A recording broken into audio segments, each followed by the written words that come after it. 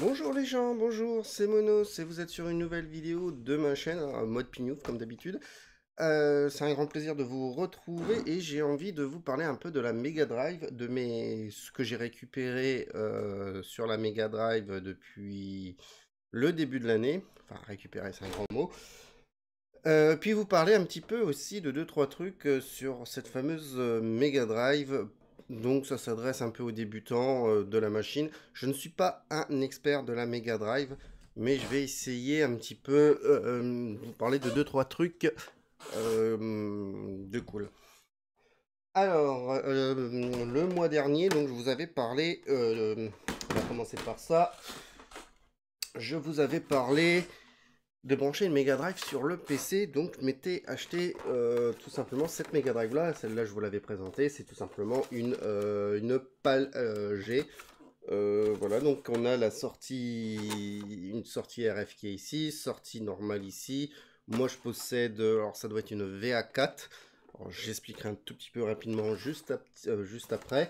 Voilà, donc ça marche bien. Alors j'ai changé complètement de système de capture avec en mode HDMI.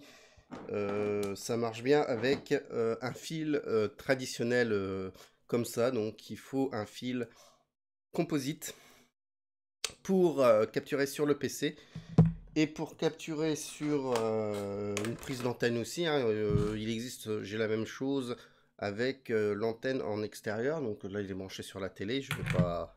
C'est juste une Péritel qui est au bout et ça fonctionne très bien, ça sort bien du RGB. Donc voilà, c'est polyvalent, la PAL-G est assez sympathique. Voilà, donc j'ai eu la PAL-G le mois dernier, donc j'avais fait une paire de vidéos là-dessus. A contrario, voici par exemple une PAL, une RGB FR, une RGB simple. Voilà, donc faut que j'en regarde un truc. Une RGB, voilà, tout simplement. Alors celle-là, ça doit être une VA6. Alors VA, pour ceux qui ne savent pas, c'est la révision de la carte mère. Donc les VA0 à VA7. En sachant que la VA7, à ce que je peux lire de droite à gauche, c'est à éviter. C'est grosso merdo, entre guillemets, une carte mère de Mega Drive 2. Mais bon, voilà, donc c'est pour la petite histoire de cette machine que j'ai récupérée cette semaine. J'ai juste tenté une commande un peu à l'aveugle, le vendeur ou la vendeuse, merci Karine. Je pense pas qu'elle va regarder cette vidéo, elle me connaît pas. Euh, Sur l'annonce, à 25 euros avec frais de port, une Mega Drive non testée, mais elle s'allume. J'ai dit ok. Et dans le lot, j'avais tout simplement... Ah, j'ai pas préparé la manette comme un con. Voilà. J'avais cette petite manette, la Fighter 2. Alors, il faut que je la démonte juste pour nettoyer le bouton B qui rache. Faut que je regarde. Pour 25 euros, en sachant qu'une manette comme ça, j'ai fait un petit tour sur eBay, ça vaut une vingtaine d'euros. Donc bon, la manette est sympa, elle ressemble vachement à une manette que j'ai sur Super Nintendo que j'aime énormément. Et donc j'ai testé la console, elle fonctionne, je l'ai ouvert, nickel, tout se passe bien. Au niveau de l'alimentation, j'ai trouvé une alimentation, donc faut que j'en rachète. Voilà, une petite alimentation pour Mega Drive. Alors pour les alimentations, grosso merdo, vous prenez du 10 volts et un 12 mA. Et super, super important pour une Mega Drive 1, le plus, parce qu'il y a une polarité, le plus à l'extérieur et le moins à l'intérieur. Voilà, c'est ce que annonce ce petit bignouf et c'est ce qui est annoncé aussi sur les trucs officiels. Voilà, j'ai une alimentation officielle de Mega Drive. L'alimentation officielle, donc, c'est du 1,2 ampères, 12 volts, et le plus à l'extérieur, le moins à l'intérieur. Voilà, donc j'en ai acheté deux, je pense, pardon, je pense, bon, vous en voit rien, mais bon, en recommandé. Ça marche super bien, voilà. Ça, bon, il n'y a pas de surprise dans ce que j'ai montré, mais pour les personnes, voilà. J'ai aussi récupéré ce jeu-là. Voilà, donc, je vais remettre dans la... Voilà, c'est tout simplement Puyo Puyo Tsu. Alors pour ceux qui me suivent, ils savent que j'aime bien Puyo Puyo. J'ai une idée de prochaine vidéo sur Puyo Puyo. Je vais peut-être faire une vidéo un peu plus montée sur Puyo Puyo. Voilà, donc c'est mon premier jeu Mega Drive japonais que j'ai eu. Alors c'est une version boîte avec le manuel. Rien à voir avec Macron. Et manuel, bon, voilà, donc c'est un petit manuel. Je suis assez content. Alors pour les jeux en boîte, je suis pas collectionneur de jeux, hein, loin de là. Mais bon, de temps en temps, ça je me fais plaisir avec une petite boîte complète. Surtout des jeux que j'apprécie, que j'aime. J'aime bien avoir au moins la cartouche. Et puis bon, version boîte c'est toujours sympathique. Sans être vraiment collectionneur de jeux. Alors les cartouches, voilà. Une belle cartouche. Assez sympathique. Par contre, c'est vrai que par rapport à nos cartouches européennes, ça fait supra plastique. Bon, c'est du plastique, hein. Mais voilà, c'est... Je sais pas, c'est bizarre. Quand on en a une dans la main, c'est la première que j'ai dans la main. Alors j'ai déjà vu des repros, je me suis toujours dit, putain, ça fait trop plastoc le machin. Mais non, en fait, c'est assez rigolo. Mais sauf que, c'est zoné. Voilà, donc une Mega Drive, ça... Pardon, si je le mets à l'endroit, ça ne rentre pas du tout. En fait, je peux la faire rentrer, il faut juste que je lime le détrompeur qui est ici, ou alors que je démonte la carrosserie et que... Alors, il y a une autre truc, c'est de changer de carrosserie, mais bon, c'est pas grave. Donc, je ne peux pas utiliser mon Puyo Puyo sur la version japonaise qui est donc zonée. Et bah, je suis très déçu parce que j'adore Puyo Puyo. Même si c'est que le premier, j'aimerais bien voir le deuxième. Mais bon, c'est pas grave. C'est pas grave parce que voilà, donc...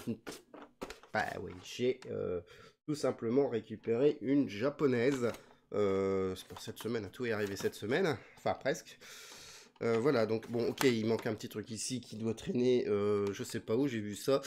C'est pas grave, ça va se corriger, je vais retrouver ça. Donc, c'est une petite japonaise.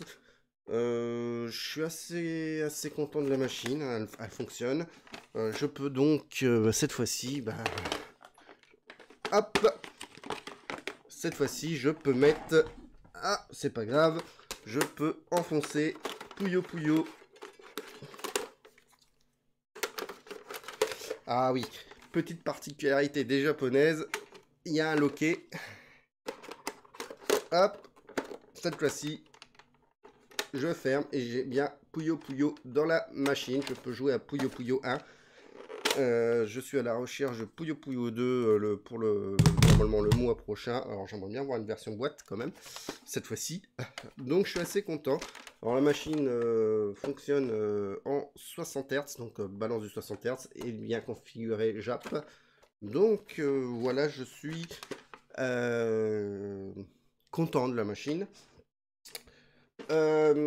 Troisième chose, eh ben, j'ai récupéré des petits jeux aussi sur Genesis. Voilà les cartouches Genesis.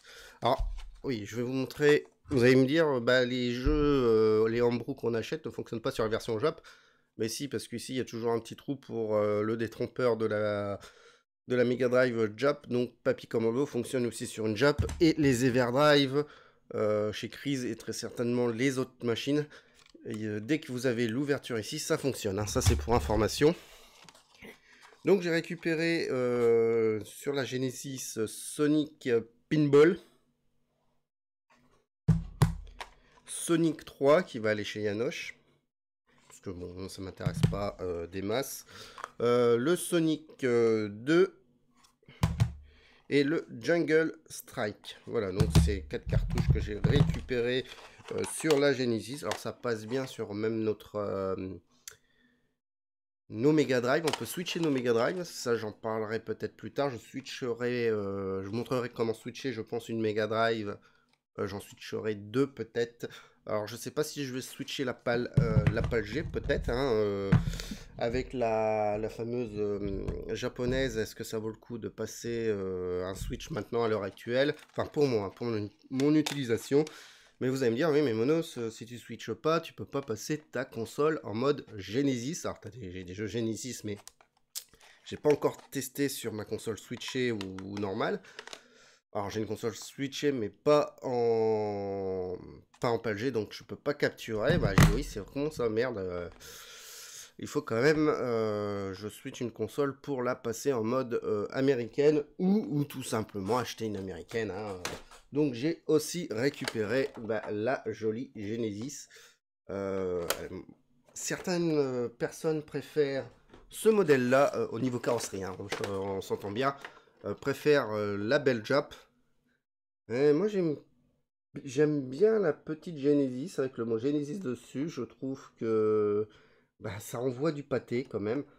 Bon, la Jap qui a le 16 bits qui est bien en gros. Moi j'en ai qu'une, mais c'est suffisant. Mais bon, s'il y en a 16, c'est pas bien grave. Mais moi j'aime énormément le design de la Genesis. Je suis assez admiratif de cette console de la carrosserie. Je l'ai démontée, par contre c'est une VA7. Bon, tant pis. Alors certains vont dire, mais pourquoi? Parce que, grosso merdo, la VA7, c'est une Mega Drive 2. Alors j'ai rien contre les Mega Drive 2, hein. J'ai de très très bons souvenirs et j'en reparlerai dans une autre vidéo d'ailleurs. Mais j'espérais avoir une des premières cartes mères. C'est comme ça, c'est pas grave, ça changera rien pour moi parce que je ne joue pas à Paprium. Enfin, si Paprium passe dessus en tout cas. Mais voilà, par contre, ah oui, sur cette machine, il n'y a pas de détrompeur quand on met la machine sur on. Il n'y a pas de bloqueur, donc on peut mettre aussi. On peut pas mettre. Ah non, les cartouches Jap ne peuvent pas passer à cause de ce bord-là. Mais bon, c'est pas grave. Bref, je suis assez content. J'ai eu. Alors, j'avais préparé la manette. La manette Genesis qui est de toute beauté aussi. Voilà. Alors, je l'ai pas testé. Hein, j'ai pas encore testé cette manette. Voilà. Donc, je suis assez content d'avoir un petit pack. Je reviens un peu sur la française. Pour mettre une Mega Drive française, vous avez besoin de l'adaptateur RVB, hein, qui fonctionne aussi sur Master System. Voilà. Hein. Vous pouvez pas mettre ça sur une japonaise et très certainement et pas non plus, je crois, sur une Genesis, à moins de faire un bricolage. En fait, je ne saurais pas dire, je ne me rappelle plus. Mais il faut désactiver un truc sur la synchronisation, ou il faut l'activer, je sais plus. Enfin, il y a une connerie comme ça, il y a un switch à mettre. Bon, moi je ne l'ai pas fait. Mais bon, c'est pas grave. Voilà.